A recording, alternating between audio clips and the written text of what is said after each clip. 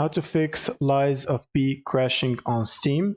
So first you want to go to your library, right click on the game and go to properties, then under click on installed files, and then under installed files click on verify integrity of game files and wait for it to finish repairing your files.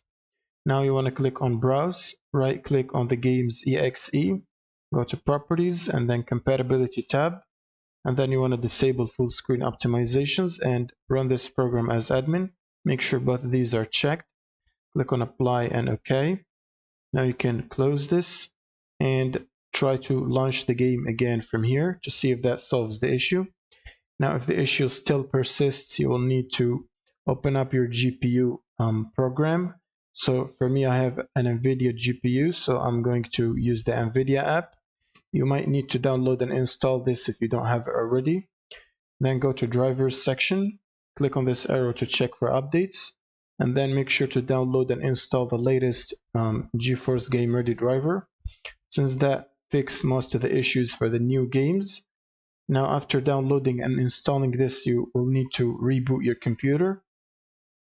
And once you reboot your computer, you will simply open up Steam again and play the game, and that should simply fix the problem.